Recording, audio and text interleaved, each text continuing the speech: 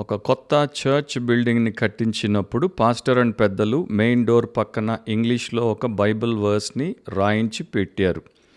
వి preach Christ crucified. 1 కొరింథీ 1:23లో తెలుగులో మేము సిలువ వేయబడిన క్రీస్తును ప్రకటించుచున్నాం. వారు దాని పక్కన మొక్కలేశారు, ఐవీ మొక్కలేశారు. సో ఆ మెయిన్ ఎంట్రన్స్ చుట్టూ ఐవీ వేగంగా పెరగడం మొదలైంది, బాగా అల్లుకుంది. అది పెరుగుతూ వచ్చేసి ఈ యొక్క పెద్ద అక్షరాలతో రాసినటువంటి వచనంలో మొదట క్రూసిఫైడ్ అనేటువంటి పదాన్ని కప్పేసింది. సో వారికి వి ప్రీచ్ క్రైస్ట్ అని 3 పదాలే కనబడుతున్నాయి.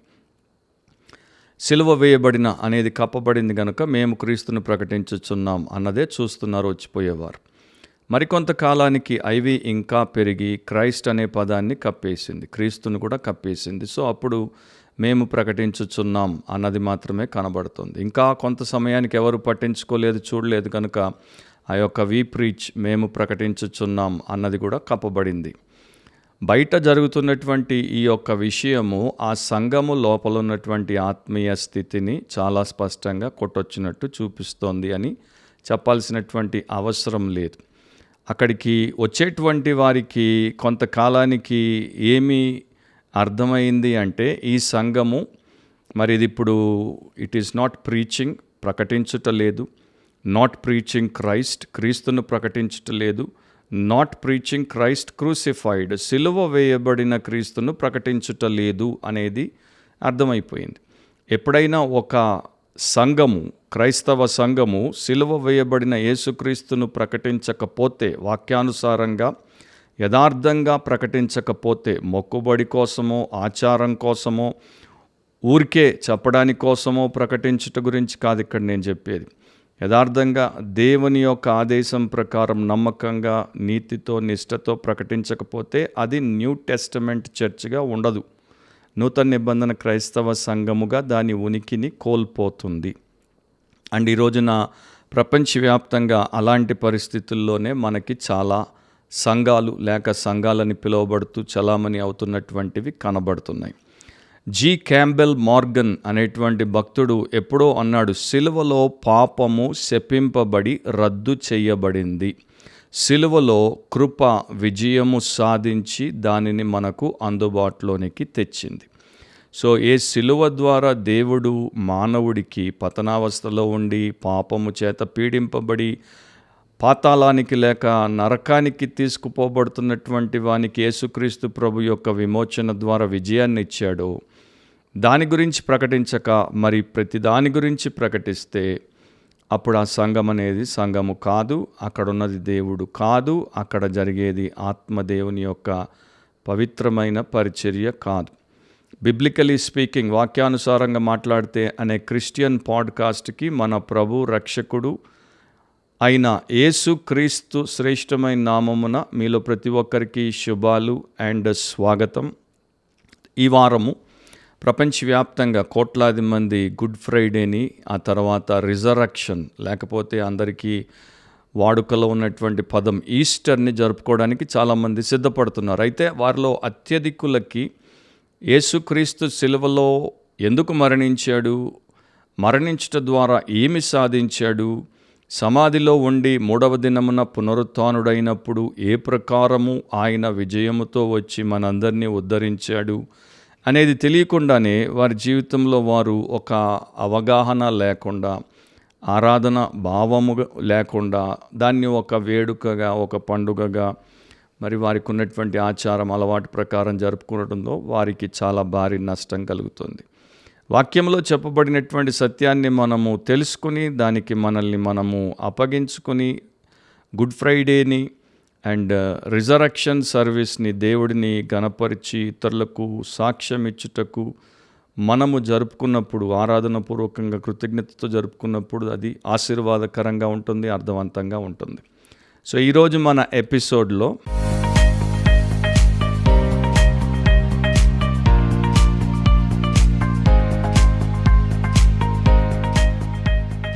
ఈరోజు మన episode title do you know the value of the cross of Christ. Do you know the value of the cross of Christ. క్రీస్తు సిలువ విలువ మీకు తెలుసా? క్రీస్తు సిలువ విలువ మీకు తెలుసా? మొదటి పేతురు 2వ అధ్యాయం 24వ వచనంలో, 1 Peter 2:24లో, మనము పాపముల విషయమై చనిపోయి నీతి విషయమై జీవించున్నట్లు ఆయన తానే తన శరీరమందు మన పాపములను మ్రాను మీద మోసుకొనెను, ఆయన పొందిన గాయముల చేత మీరు స్వస్థత నొందితిరి. అపోస్తలుడైన పేతురు రాసినటువంటి మొదటి పత్రిక, అమోఘమైనటువంటి పత్రిక. 2వ అధ్యాయంలో మనం చదివినటువంటి 24వ వచనాన్ని పేతురు పాత నిబంధనలో ప్రవక్త అయినటువంటి యెషయా రాసినటువంటి 53వ అధ్యాయమును ఆధారముగా చేసుకొని రాశాడు. ఆయన యెషయా 53వ అధ్యాయంలో 11వ వచనంలో, నీతిమంతుడైన నా సేవకుడు జనుల దోషములను భరించి, 12వ వచనంలో అనేకుల పాపమును భరించుచు అని ఏదైతే ప్రవక్త ద్వారా దేవుడు ప్రవచింపజేశాడో దాన్ని జ్ఞాపకము చేసుకొని ఇక్కడ ఈ వచనంలో దాన్ని ఆయన రాసినటువంటి పరిశుద్ధులకు, క్రీస్తు యేసునందున్నటువంటి విశ్వాసులకు రాశాడు. మనందరికి కూడా దేవుడు దాన్ని ఇప్పుడు ఉపయోగకరంగా నమోదు చేసి పెట్టాడు. ఆ వచనంలో ఉన్నటువంటి కొన్ని అమోఘమైన ఆత్మ సంబంధమైనటువంటి సత్యాలు మన జీవితానికి, ప్రస్తుత కాలానికి, నిత్యత్వానికి దీవెనకరంగా ఉండే సత్యాలను మనము క్లుప్తంగా చూద్దాం. 6 విషయాలు ఉన్నాయి. మొదటిది హిస్ సఫిషియన్సీ, అంటే ప్రభు అయిన యేసుక్రీస్తుకు సంబంధించినటువంటి 6 విషయాల్లో మొదటిది ఆయన యొక్క సర్వ సమృద్ధి. ఆయన ఏమి చేశాడు, ఒంటరిగా ఆయనే చేసింది మనకెలా సంపూర్ణముగా సరిపోతుంది అన్న దాని గురించి రాయబడింది. ఆయన తానే తన శరీరమందు అని పేతురు రాస్తున్నాడు. సో ఒక పాపిని వెదికి రక్షించుటకు, ఒక పాపిని, దేవుడికి వ్యతిరేకి విరోధిగా ఉన్నటువంటి వ్యక్తిని దేవుడితో సమాధానపరిచి సంధి చేసి దేవుని కుటుంబ సభ్యునిగా, సభ్యురాలిగా మార్చుటకు యేసుక్రీస్తు విమోచన కర్తగా లోకానికి వచ్చినప్పుడు ఆ పని చేయడాన్ని మరొకనికి ఆయన అప్పగించి నియమించలేదు. ఆయనే ఆ గొప్ప విమోచన కార్యమును స్వయముగా చేయడానికి వచ్చాడు. ఆయన తనంతట తానే దానిని చేశాడు, ఒంటరిగా చేశాడు. ఓల్డ్ టెస్టమెంట్లో ఒక యాజకుడు బలిని అర్పించాలంటే ఒక గొర్రెనో లేకపోతే మరొక మేకనో తీసుకుని వచ్చి తనకు బదులుగా, తనకు ప్రత్యామ్నాయంగా, అంటే సబ్స్టిట్యూట్గా దాన్ని బలిగా అర్పించి దాని రక్తాన్ని చిందించి దాన్ని దహనం చేసి దేవుడిని గణపరిచి తృప్తిపరిచేవాడు. కానీ ఇక్కడ యేసుక్రీస్తే మనందరికీ యాజకుడిగా అండ్ ఆయనే తన్ను తాను మన కొరకు బలిగా అర్పించుకున్నాడు కనుక ఆయనే దానిని సంపూర్ణము చేశాడు అని బైబిల్ మనకి చెప్తోంది. అండ్ ఆయన తానే తన శరీరమందు అని రాయబడింది అక్కడ. అంటే ఆయన శరీరము ద్వారా ఈ గొప్ప కార్యాన్ని ఆయన చేశాడు. సో ప్రభు అయిన యేసుక్రీస్తు యొక్క శరీరం గురించి మనం ఆలోచించి, అది పాపరహితమైనటువంటి శరీరము, పరిశుద్ధమైన శరీరము, పూర్ణమైనటువంటి పవిత్రతతో కన్యగర్భ అయినటువంటి మరియ పరిశుద్ధాత్మ యొక్క శక్తి ద్వారా కనినటువంటి యేసుక్రీస్తు యొక్క శరీరము. అది ఈ లోకంలో ఉన్నంతకాలము దేవుడికి పరిశుద్ధ ఆలయముగా, పరిశుద్ధాత్మ పరిపూర్ణతకు నిలయముగా, ఏ పాపము ఎరుగనటువంటి దేహముగా ఉండింది. ఆ శరీరముతో ఆయన ఎన్నో గొప్ప బోధలు చేశాడు, ఎన్నో గొప్ప అద్భుత కార్యాలు చేశాడు. అండ్ ఆయన ఎంతోమందికి తన కృపా కనికరాలు చూపాడు. ఆ శరీరమునే ఆయన సిలువలో మనందరి పాపమును భరించుటకు ఒక వాహకముగా, అంటే ఒక వెహికల్గా దాన్ని వినియోగించాడు. మన పాపమంతా ఆయన మీద మోపబడినప్పుడు ఆయన శరీరంలో మన శిక్ష అనుభవించాడు, హింసను పొందాడు, రక్తమును చిందించాడు, చనిపోయాడు, సమాధి చేయబడి 3వ దినమున తిరిగి లేచాడు. సో ఆయన తనంతట తానే తన శరీరమందు మన కొరకు సర్వసమృద్ధిగా విమోచన కార్యమును జరిపించాడు. ఆ సత్యము మనము గ్రహించకుండా గుడ్ ఫ్రైడే కానీ లేకపోతే రిజరక్షన్ కానీ వాక్యానుసారంగా జరిపించలేం.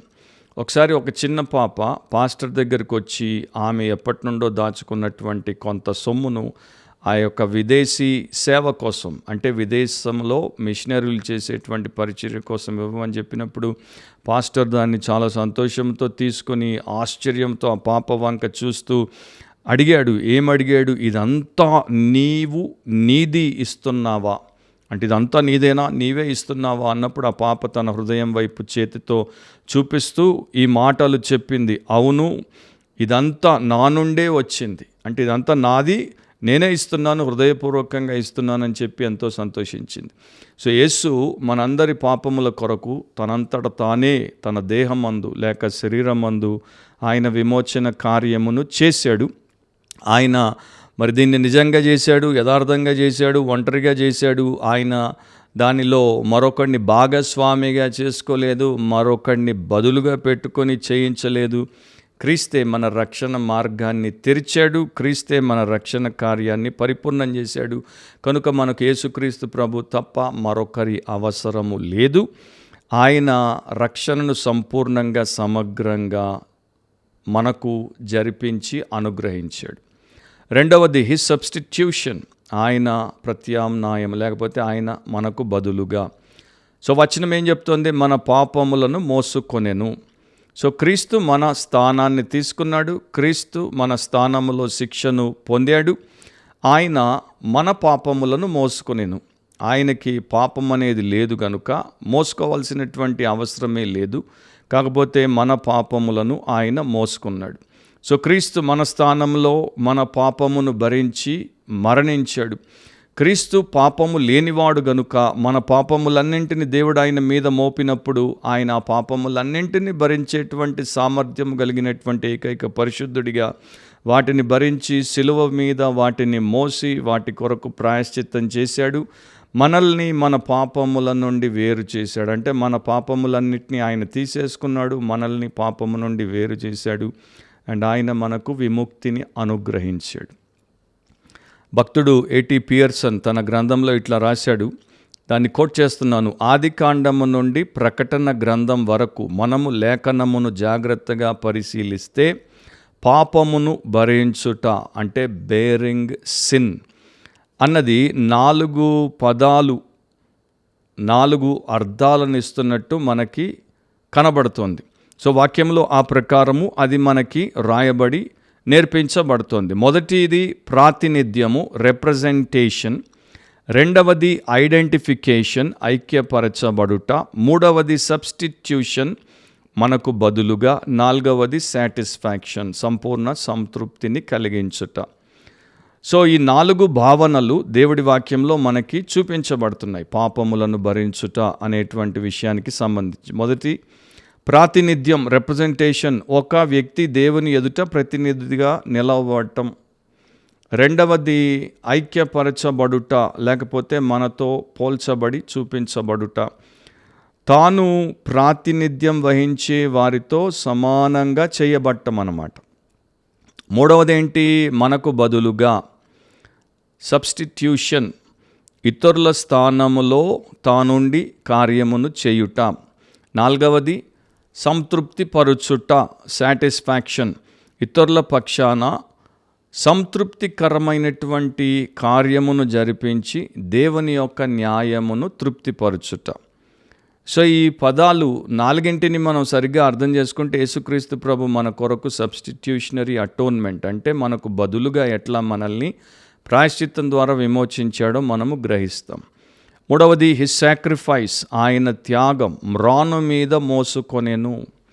సో మన పాపములను ఆయన దేహం మీద, ఆయన మ్రాను మీద మోసుకున్నాడు అని దేవుడి వాక్యం మనకి చెప్తోంది. పేతురు ఈ మాటలు రాసినప్పుడు ఆయనకి గతంలో చేసినటువంటి ప్రసంగాలు కూడా జ్ఞాపకం వస్తున్నాయి. అండ్ దేవుడి వాక్యంలో పాత నిబంధనలో రాయబడినటువంటి ఆధ్యాత్మిక సత్యం బాగా గుర్తుంది. మీ జ్ఞాపకం ఉంటే అపోస్తలుల కార్యములు 5వ అధ్యాయం 30వ వచనంలో పేతురు మిగిలిన అపోస్తలు కూడా పలికినటువంటి విషయం ఏంటి? మీరు మ్రానున వ్రేలాడ వేసి సంహరించిన యేసును మన పితరుల దేవుడు లేపెను. తర్వాత అపోస్తలుల కార్యములు 10వ అధ్యాయం 39లో పేతురు ఆయనను వారు మ్రానున వ్రేలాడదీసి చంపిరి అని రాశాడు, లేకపోతే చెప్పింది లూకా రాశాడు. సేమ్ థింగ్ గలతీ పత్రిక 3వ అధ్యాయం 14వ వచనంలో అపోస్తలుడైనటువంటి పౌలు కూడా రాశాడు, ఇందును గూర్చి మ్రాను మీద వ్రేలాడిన ప్రతివాడును శాపగ్రస్తుడు అని రాయబడి ఉన్నది. అండ్ ఇది ఎక్కడి నుండి తీసుకోబడింది? ద్వితీయోపదేశ కాండం 21వ అధ్యాయం 23వ వచనంలో, డ్యూట్రానమీ 21:23లో అతని శవము రాత్రి వేళ ఆ మ్రాను మీద నిలవకూడదు, వ్రేలాడదీయబడిన వాడు దేవునికి శాపగ్రస్తుడు గనుక నీ దేవుడైన యెహోవా స్వాస్థ్యముగా నీకు ఇచ్చుతున్న దేశమును నీవు అపవిత్రపరచకుండానట్లు అగత్యముగా ఆ దినమున వానిని పాతిపెట్టవలెను. సో మ్రాను మీద వ్రేలాడిన ప్రతివాడు శాపగ్రస్తుడు. సో యేసుప్రభు శిలువ మీద వ్రేలాడాడు, కానీ బైబిల్ ప్రకారం మ్రాను అనేది పేతురు గతంలో అండ్ ఇప్పుడు 1 పేతురు 2వ అధ్యాయంలో వాడాడు, అపోస్తలుడైన పౌలు వాడాడు. దానిలో మనకి సూచించబడుతున్నది ఏంటంటే ఆయన మన నిమిత్తము శాపముగా చేయబడ్డాడు. మనల్ని దేవుని యందు దీవెనగా మార్చుటకు, శాపగ్రస్తులమైన మనల్ని శాపము కొట్టివేసి దీవెనలోనికి నడిపించుటకు ధన్యుడైన ఆయన మనందరి నిమిత్తము శాపగ్రస్తుడిగా మారాల్సి వస్తే మారాడు. ఎంత గొప్ప మరి ప్రేమను, త్యాగపూరితమైన ప్రేమను ప్రభు మన పట్ల చూపించాడో చూడండి. 4వది హిస్ శాంక్టిఫికేషన్, ఆయన మనల్ని పరిశుద్ధపరచుట. మనము పాపముల విషయమై చనిపోయి నీతి విషయమై జీవించున్నట్లు. సో ఇది చాలా గంభీరమైనటువంటి సత్యం, ప్రతి ఒక్కరూ గ్రహించి దీనిని అవలంబించాల్సినటువంటి సత్యం. యేసుక్రీస్తు మరణము వెనుక ఉన్న ఉద్దేశం ఏంటి? ఆయన ఈ లోకానికి నరావతారిగా వచ్చి 33.5 సంవత్సరాలు నీతిమంతుడైనటువంటి మనిషిగా, పాపము లేనివాడిగా జీవించి, శ్రమల పాలై, సిలువ వేయబడి, చంపబడి, సమాధి చేయబడి, 3 దినాలు సమాధిలో ఉండి 3వ దినమున మరణమును జయించి పునరుత్థానుడు అవ్వడానికి గల కారణం ఏంటి? ఆ ప్రశ్నకి అందరూ దాదాపుగా తెలిసినటువంటి వారు ఇచ్చేటువంటి జవాబు ఏంటి అంటే, మనల్ని రక్షించుటకు, మన పాపములను క్షమించుటకు, మనకు నిత్య జీవము నిచ్చుటకు. సో సర్వసాధారణంగా రక్షించుటకు అని మనం పలికేస్తాం. రక్షించబడుట, లేకపోతే రక్షణ పొందుట, విమోచింపబడుట అనేవన్నీ కూడా చాలా గొప్ప పదాలు. వీటిని ఒక భక్తుడు అన్నట్టు వీటిని క్రైస్తవ లోకంలో ఎంత విరివిగా వాడేశారంటే అవి అరిగిపోయినటువంటి నాణెములలాగా వాటికి ఉండాల్సినటువంటి పదునును పూర్తిగా పోగొట్టుకున్నాయి అంటాడు ఆయన. దాని అర్థం ఏంటంటే దాని యొక్క నిజమైనటువంటి భావన తెలుసుకోకుండా దాన్ని ఒక ఊత పదంలాగా అర్థం పర్థం లేకుండా వాడేసేటువంటి వారు మాత్రమే ఎక్కువ. సో దేవుడి వాక్యం ప్రకారము, బైబిల్ గ్రంథం ప్రకారము రక్షింపబడుట అంటే ఉన్న అర్థాన్ని అందరూ గ్రహించట్లేదు. చాలామంది అనుకునేది ఏంటి అంటే సాల్వేషన్, లేకపోతే సేవ్డ్ అంటే సెక్యూరిటీ, భద్రత. సో నేను క్రీస్తు యేసునందు విశ్వాసం ఉంచట ద్వారా రక్షించబడ్డాను అంటే ఆయన నా పాపాలను క్షమించాడు గనుక నాకు ఇప్పుడు నా పాపాలకు రావాల్సినటువంటి శిక్ష అనేది రాకుండా పోతోంది. నేను ఇప్పుడు నరకము నుండి తప్పించబడి పరలోకములోనికి తీసుకుపోబడుతున్నాను. నేను ఇప్పుడు దేవునికి శత్రువుగా ఉండకుండా దేవుని యొక్క సమాధానపు బిడ్డగా మారాను అన్నంతవరకే వారు ఆలోచిస్తున్నారు. కానీ యాక్చువల్గా దాంట్లో ఉన్నటువంటి ఇంకా పూర్ణమైనటువంటి సత్యం ఏంటి, భావం ఏంటి వారు తెలుసుకోవట్లేదు. ఎందుకంటే సిలువ మీద యేసుక్రీస్తు తన కోసము, తనకు బదులుగా చేసినటువంటి గొప్ప రక్షణ కార్యము ఇంత మట్టుకే ఉపయోగపడ్డానికి కాదు, దీనికన్నా విశాలమైనటువంటి విమోచనను మనకు అనుగ్రహించుటకు జరిగింది అని వారు గుర్తించుటలేదు. సో క్రొత్త నిబంధనలో రక్షణ లేక రక్షించు అంటే సంపూర్ణముగా మరియు ఆరోగ్యము కలిగిన వ్యక్తిగా చేయడం. సో ఒక రోగి స్వస్థత పొందినప్పుడు అతడు రక్షింపబడ్డాడు అని అంటారు. అంటే బాగుపడి ఆరోగ్యంగా ఉన్నాడు అని దాని యొక్క అర్థం. సో అదే ప్రకారం ఆత్మీయంగా రక్షింపబడటం అంటే నైతికంగా దృఢంగా మారడం, నైతికంగా ఆరోగ్యంగా ఉండడం, నైతికంగా బాగుపడడం, morally strong, morally sound and morally stable. So నీతి, దేవుడి నీతిలో వారు ఆరోగ్యవంతులుగా, బలంగా, కుదురుగా ఎదిగేటువంటి వారిగా మారిపోవడం అన్నమాట. పేతురు రాసినటువంటి ఆ వచనంలో ఆయన యొక్క మూల ఉద్దేశం ఏంటంటే, నిన్ను క్రీస్తు ఇంత గొప్ప కార్యము ద్వారా రక్షించాడు, ఎందుకంటే నీవు క్రీస్తు కొరకు అంత గొప్ప జీవితాన్ని జీవించుటకు. So salvation produces righteous living in the redeemed. విమోచింపబడిన వారందరిలో కూడా రక్షణ కార్యము వారు నీతిమంతులుగా బ్రతుకున్నట్లు చేయుటకు అది అనుగ్రహించబడింది. సో యేసుప్రభు సిలువలో మన పాపములను మోసుకొని శిక్షను అనుభవించి రక్తము చిందించి చనిపోయి సమాధి చేయబడి మూడవ దినమున తిరిగి లేచింది కేవలం మన పాపములను క్షమించుటకు మాత్రమే కాదు, క్షమించబడినటువంటి పాపులు పరిశుద్ధపరచబడిన తర్వాత నీతి విషయంలో జీవించు వారిగా మారునట్లు, లేకపోతే నీతి కొరకు జీవించున్నట్లు, live for righteousness or live righteously, నీతితో జీవించేటువంటి వారిగా మారుట. సో ఇది మనకి ఆయన చేసినటువంటి గొప్ప కార్యం. మొదటి పేతురు 4వ అధ్యాయము 2వ వచనంలో, శరీర విషయంలో శ్రమపడిన వాడు శరీరమందు జీవించు మిగిలిన కాలము ఇక మీదట మనుజాసలను అనుసరించి నడుచుకొనక దేవుని ఇష్టానుసారముగానే నడుచుకున్నట్లు పాపముతో జోలి ఇక నేమియూ లేక ఉండును. సో ఈ రక్షింపబడిన వ్యక్తి క్రీస్తునందు అతడి జీవితం ఇక ఎట్లా ఉంటుంది? పాపముతో జోలి ఇక నేమియూ లేక ఉండును. ఎందుకంటే అతడు నీతిలో స్థాపించబడి నీతితో బ్రతుకుతున్నాడు కనుక, నీతికి సమర్పించబడి నీతిమంతునిగా జీవిస్తున్నాడు కనుక అతడికి ఇక పాపముతో ఏ సంబంధం ఉండదు, పాపము యొక్క జోలికి పోడు. హ్యావింగ్ డైడ్ అంటు సిన్స్, మనము పాపముల విషయమై చనిపోయి.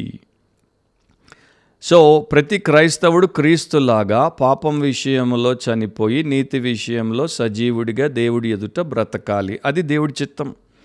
ఆయన మన పాపముల కొరకు చనిపోవడానికి లోకములో జన్మించాడు. మనము ఆయన చేసిన శిలువ కార్యము ద్వారా ఎందుకు తిరిగి జన్మించామంటే ఇక ముందు మనం ఈ పాపము చేయకుండా దానికి చనిపోయిన వారముగా ఉండుటకు. డెడ్ టు సిన్స్, పాపం విషయంలో మనము చనిపోయిన వారము. ఆలోచించండి, ఒక శవం ఉంది, చనిపోయింది, జీవం లేదు దాంట్లో. ఆ బ్రతుకున్నప్పుడు ఆ మనిషి చాలా ధనాపేక్ష కలిగిన వాడు, బంగారం అంటే వెర్రి, అట్లాంటి పిచ్చితో బ్రతికాడు. ఇప్పుడు అతడు చచ్చిపోయాడు. అతని శవాన్ని పెట్టి దాని పక్కనే బంగారము పెట్టె నిండా తీసుకుని వచ్చి మీరు పెడితే కలకలా మెరిసిపోతూ కళ్ళు బయర్లు కమ్మేటట్టు బంగారము అతని పక్కన పెట్టినా కూడా శవములో ఏ మాత్రము స్పందన కదలిక ఉండవు. ఎందుకంటే శవంలో జీవం లేదు, కదలిక లేదు, కోరిక ఉండదు. అదే ప్రకారం ఒక బాగా భోజన ప్రియుడికి మీరు పసందైన రుచికరమైనటువంటి భోజనాన్ని తెచ్చిపెడితే అతడు శవంగా మారినప్పుడు, చచ్చిన తర్వాత అతడు దానిని ఏమీ చెయ్యలేడు. ఈ ప్రకారం మనం చూసుకుంటూ పోతే ప్రపంచంలో చనిపోయిన వారు ఒకప్పుడు వేటి కోసమైతే బ్రతికారో అవి ఇప్పుడు వారు శవాలైన తర్వాత వారికి అందుబాటులోకి తెచ్చిన వారు స్పందించరు. సో ఒకప్పుడు పాపములో బ్రతికాం, పాపముతో బ్రతికాం, అండ్ ఇప్పుడు పాపానికి చనిపోయిన వారముగా ఉండి నీతి కొరకు బ్రతుకుట మొదలు పెడితే మనం కూడా పాపం విషయంలో శవంలాగానే అలాంటి స్పందననే చూపించాలి. కానీ అట్లా ఉందా జీవితంలో అంటే ఆన్సర్ నేను మీకు చెప్పాల్సిన అవసరం లేదు. ఒక యూదుడిగా పుట్టాడు, యూదుడిగా పెరిగాడు. కానీ తర్వాత ఎవరో అతనికి న్యూ టెస్టమెంట్ని ఇచ్చినప్పుడు దాన్ని చదివి యేసు క్రీస్తే నిజమైన మెస్సియా, ఆయనే రక్షకుడు, ఆయన కొరకే పితరులు ప్రకటించి ప్రవచించి ఎదురు చూశారు, ఆయన్ని కనుగొనలేక మేమందరం ఇప్పటిదాకా చీకట్లో ఉన్నాం, ఇప్పుడు దేవుడి కనికరంతో నా కనువిప్పు కలిగి నేను యేసుక్రీస్తును కనుగొన్నాను అని సంతోషంతో నమ్ముకొని రక్షించబడ్డాడు. ఇంటికొచ్చి అందరికీ నేను క్రైస్తవుడినయ్యానని చెప్పాడు. అయితే వీరు మరి చాలా బలీయమైనటువంటి యూద మతస్థులు గనుక వీరి తండ్రి, ఆ బాబు తండ్రి, తల్లి, తోబుట్టువులందరూ కూడా దాన్ని అసహించుకున్నారు, అతన్ని బెదిరించారు.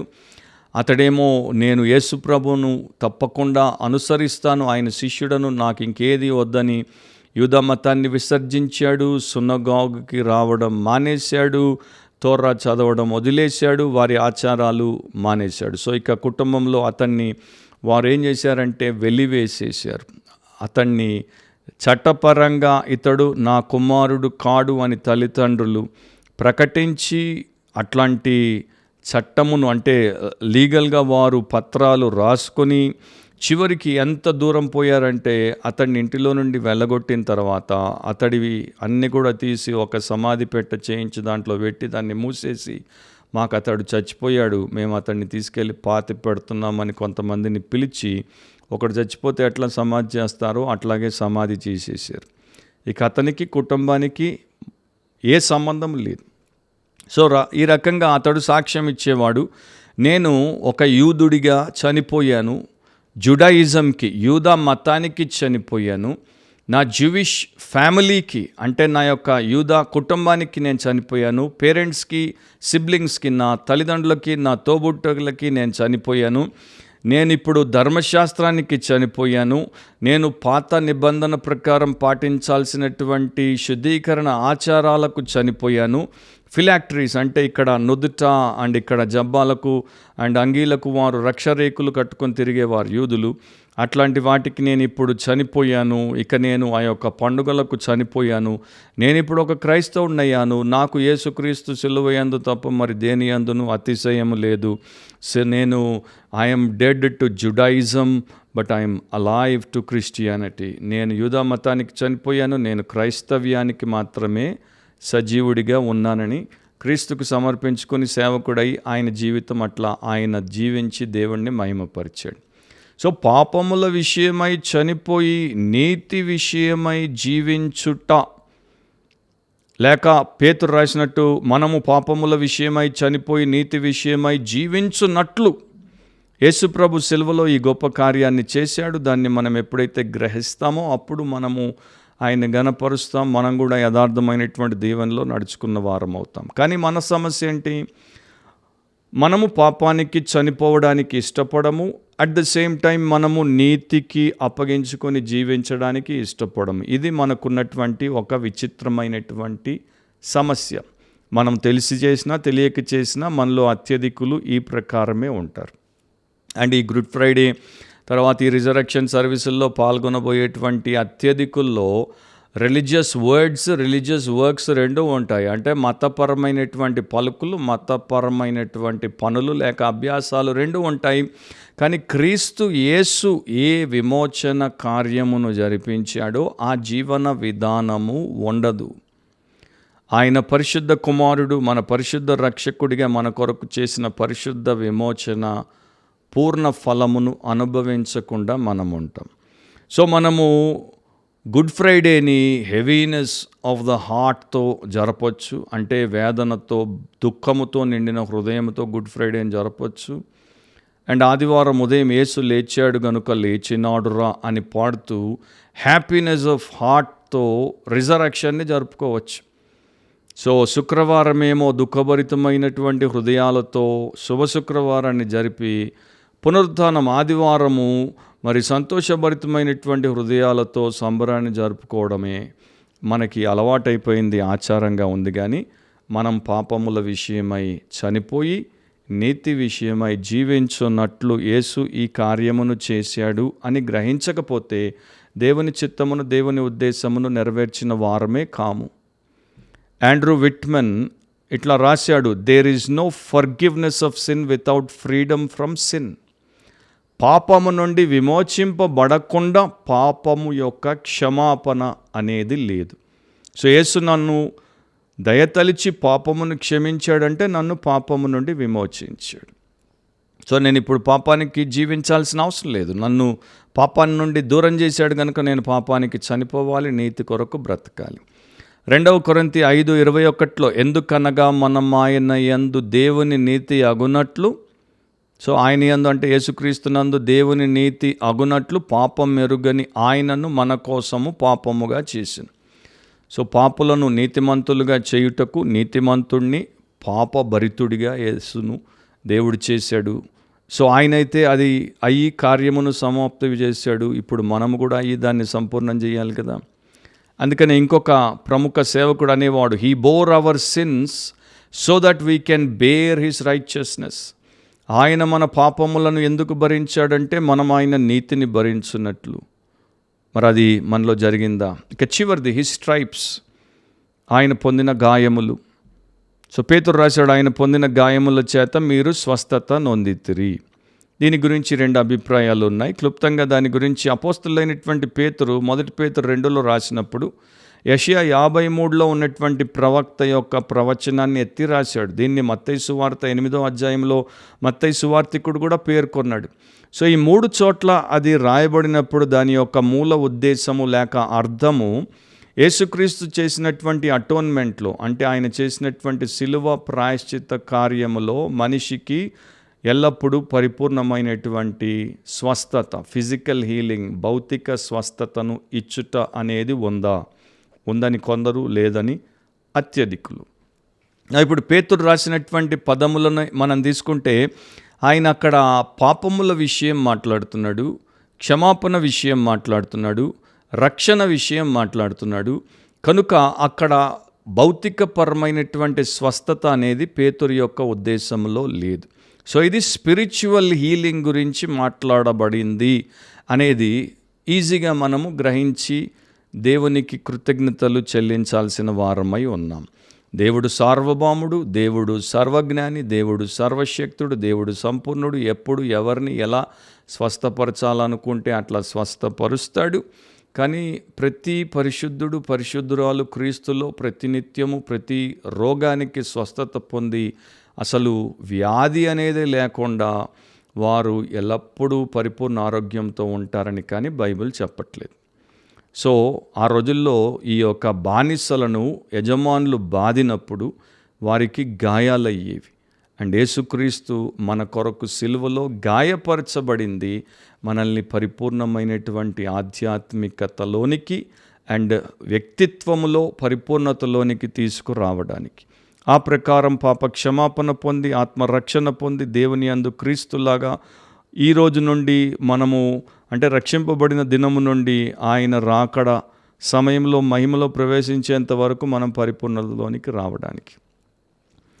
లేడీ కెనాయిడ్ అనేటువంటి ఒక స్త్రీ వేల్స్ యొక్క యువరాజును వారు మరియు ఒక చోట ఆసుపత్రిలో దేశం కొరకు పోరాడి గాయపరచబడినటువంటి 36 మంది సైనికులను వీలైతే సందర్శించి చూడమని చెప్పినప్పుడు ఆయన వచ్చినప్పుడు జరిగినటువంటి సంఘటన గురించి ఆమె రాసింది.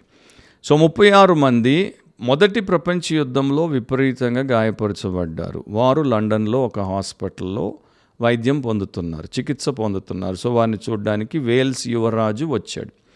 ఆయన్ని తీసుకుని వచ్చినప్పుడు ఆయన వచ్చి ఆ 30 మంది, అక్కడ 36 అని చెప్పబడిన ఆ గదిలో, ఆ వార్డులో 30 మందిని ఆయన లెక్క పెట్టుకున్నాడు. వారందరినీ చూసి వారికి కృతజ్ఞత చెప్పాడు, వారిని పేరు పేరున పలకరించి వారికి ప్రోత్సాహాన్ని ఇచ్చాడు, వారిని ధైర్యపరిచాడు, వారిని మెచ్చుకున్నాడు.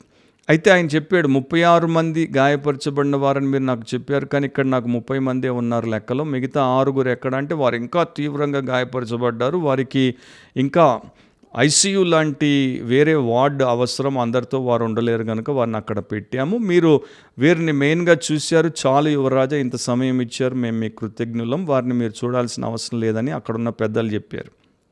కానీ యువరాజు అన్నాడు, కాదు, నేను 36 మందిని చూడడానికి వచ్చాను కనుక మిగతా 6 మందిని కూడా చూడకుండా పోను, నన్ను అక్కడికి తీసుకెళ్ళండి అంటే అప్పుడు స్పెషల్ వార్డుకి తీసుకెళ్లారు. స్పెషల్ వార్డులోకి వెళ్తే అక్కడ 5 విపరీతంగా గాయాల పాలైనటువంటి వారు కనపడ్డారు. వారిని కూడా ఆయన పలకరించాడు, ప్రేమతో ప్రోత్సహించాడు, మెచ్చుకున్నాడు. అడిగాడు 30 తర్వాత ఇప్పుడు 5, 35. ఇంకొక ఆయన ఉన్నాడు 36వ వ్యక్తి. ఆయన ఎక్కడ అంటే ఇక ఆయన ఎవరు చూడలేరు, అంత దారుణమైన రీతిలో గాయాలతో ఆయన వేరే గదిలో ఉన్నాడు. ఆయన్ని మీరు చూడకపోతే మంచిది, ఆయన్ని మీరు చూస్తే మీ హృదయము చెల్లించిపోతుంది, మీరు అనవసరంగా కలతకు గురవ్వాల్సి వస్తుంది, యువరాజా వద్దులేండి అని వారు చెప్పినా కూడా ఆయన అన్నాడు, లేదు, నేను ఆయన ఖచ్చితంగా చూడాలి. సో అప్పుడు ఆయన్ని ఇంకా స్పెషల్ వార్డ్, చిన్న గది, ఒకే ఒక వ్యక్తిని పెట్టి ఆ గదిలోనికి తీసుకెళ్తే అక్కడ అతడు మంచం మీద పడి ఉన్నాడు. యుద్ధంలో అతనికి 2 కళ్ళు పోయాయి, బాంబు పేలుడు శబ్దంతో 2 చెవులు పోయాయి, అండ్ అతని 2 చేతులు పేలి వాటిని కోసి తీసేశారు, 2 కాళ్ళు కోసి తీసేశారు. అండ్ దేహమంతా కూడా ఆ యొక్క బాంబులు పేలినప్పుడు ఆ యొక్క వచ్చి పదార్థాలన్నీ వచ్చి కొడితే ఎట్లా రక్తసిక్తమై అన్నీ కట్ చేసినట్టు, కోసేసినట్టు గాయాలు. అంటే ఆ వ్యక్తిని చూడడం కూడా చేత కాదు అన్నంత దారుణంగా గాయాల పాలయ్యాడు. సో కళ్ళు లేవు, చెవులు లేవు, కాళ్ళు లేవు, చేతులు లేవు, అండ్ దేహమంతా కూడా రక్తసిక్తమైనటువంటి మూలుగులతో బాధపడుతున్నటువంటి ఆ సైనికుడిని చూసినప్పుడు వేల్స్ యువరాజు కంట్లో కన్నీళ్లు తిరిగాయి. అందరూ మౌనంగా ఉన్నారు. చాలా చలించిపోయాడు. అంటే ఆయన లోపల ఏడుస్తున్నాడు అనమాట. అండ్ మెల్లగా ఆ మంచం మీదకి వంగి ఆ గాయపరచబడినటువంటి సైనికుడి నుదుట ప్రేమతో ముద్దు పెట్టి, ఇతడు నా కొరకే ఇంతగా గాయపరచబడ్డాడు అన్నాడు. ఆ తర్వాత ఆ సైనికుడు చనిపోయాడు. సో ఆ సైనికుడు ఆ యువరాజు కొరకు, ఆయన కుటుంబం కొరకు, ఆ దేశం కొరకు ప్రాణాలు అర్పించాడు. సో యేసుక్రీస్తు ప్రభువు పాపము లేని యువరాజు, హెవెన్స్ ప్రిన్స్ అనండి, ప్రిన్స్ ఆఫ్ పీస్ అనండి, లేకపోతే king of kings, lord of lords అనండి, ఆయన మన పాపముల విషయమై, మన ప్రాణముల కొరకు, మనల్ని నిత్య మరణం నుండి విమోచించుట కొరకు ఆయన గాయపరచబడ్డాడు, ఆయన చంపబడ్డాడు, రక్తమును చిందించి చనిపోయి సమాధి చేయబడి 3వ దినమున తిరిగి లేచాడు. సో ఆయన యొక్క విమోచన కార్యమును మనము నిజంగా గ్రహించామా, గుర్తించామా? ఆయన్ని మన ప్రభువుగా, రక్షకుడిగా, ప్రాణప్రియుడిగా, మన నిజ దేవునిగా, నిత్య జీవముగా అంగీకరించామా, ఆరాధిస్తున్నామా? లేకపోతే అలాంటి ఆలోచనే లేకుండా, అలాంటి అవగాహనే లేకుండా, అలాంటి ఆరాధన భావమే లేకుండా గుడ్ ఫ్రైడే లేక రిజరక్షన్ సర్వీసులు ఎన్నేళ్ళు పోయినా కూడా ఉపయోగం ఏంటి? So do you know the value of the cross of Christ? క్రీస్తు శిలువ విలువ మీకు తెలుసా? ఇప్పటిదాకా తెలియకపోతే ఇప్పుడు నా ద్వారా దేవుడు మీకు బయలుపరిచాడు, క్లుప్తంగా బయలుపరిచాడు. తెలుసుకుంటే ఇప్పుడే మీరు మారు మనసు పొంది ప్రభు అయిన యేసుక్రీస్తునందు పరిపూర్ణ విశ్వాసం పెట్టండి, పాపం ఒప్పుకొని విడిచిపెట్టి క్షమించబడి రక్షించబడండి. అండ్ ఆయన కోసం పాపం విషయంలో చనిపోయిన వారై నీతి విషయంలో జీవించినట్లు సమర్పించుకోండి. అండ్ రక్షింపబడిన వారు ఆ ప్రకారమే వెంటనే, మీరు ఇప్పటిదాకా అట్లా ఉండకపోతే దేవుడిని క్షమాపణ కోరుకొని శుద్ధి చేయబడి సమర్పణతో ఆ ప్రకారం జీవించాలి. మరోసారి దేవుడు మనల్ని బిబ్లికలీ స్పీకింగ్ వాక్యానుసారంగా మాట్లాడితే అనే క్రిస్టియన్ పాడ్కాస్ట్లో కలిపేంత వరకు మర్చిపోకండి, గుర్తుపెట్టుకోండి. వాక్యానుసారంగా ఆలోచించండి, వాక్యానుసారంగా కోరుకోండి, వాక్యానుసారంగా మాట్లాడండి, వాక్యానుసారంగా ప్రవర్తించండి, వాక్యానుసారంగా జీవించండి. దేవుడు అలాంటి కృప, కనికరము మీకు, మీ కుటుంబానికి, మీ సంఘానికి ఇప్పుడు ఎల్లప్పుడూ సదాకాలం అనుగ్రహించునుగాక. ఆమేన్. God bless you all. See you soon. Amen.